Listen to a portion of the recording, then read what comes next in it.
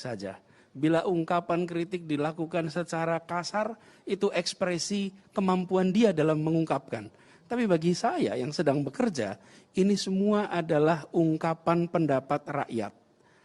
Baik yang mendukung, baik yang tidak mendukung, baik yang mencaci, baik yang kata-katanya kasar. Makin kasar kata-katanya, itu makin mempermalukan dirinya sendiri, bukan pas saya.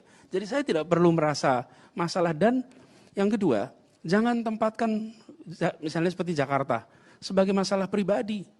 Jadi ini Jakarta nih, saya tempelin di sini. Gitu ya, jangan baper. Jadi jangan bawa perasaan. Ini Jakarta nih, ini kita bahas nih. Ada yang mengatakan plus, ada yang mengatakan minus. Saya sedang diamanati selama 3 tahun terakhir ini mengurus masalah di Jakarta.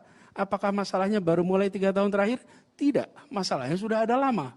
Dan kemudian ketika orang mengkritik, rileks saja. Anggap itu bagian dari ungkapan pandangan. Karena itu saya ketika melihat ketika ada kritik keras, kemudian ada bahkan caci maki.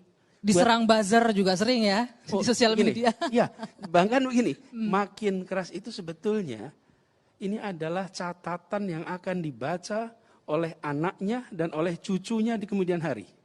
Dan ketika saya hari ini menjawab, jawaban saya juga jawaban yang akan direkam. Ini beda dengan dulu ketika catatan itu tidak ada.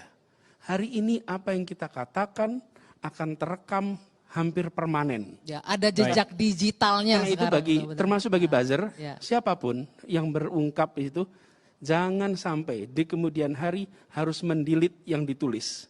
Ketika seseorang mendilit yang ditulis, maka itu sebenarnya dia sedang mengatakan saya malu pada diri saya sendiri. Nah, jadi saya kalau melihat ini proses demokrasi.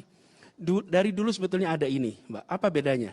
Dulu obrolan warung kopi tidak terdengar. Kenapa? Karena tidak ada medianya. Hari ini ngobrol warung kopi terus tweet. Ngobrol di mana terus tweet. Jadi dulu telinga hanya 2, sekarang telinga ada 1000, ada 2000. Tapi kritik itu bukan hal baru. Kalau berada di wilayah publik, maka dia harus siap untuk menjadi kotak pos kritik dari siapapun. Nah, ini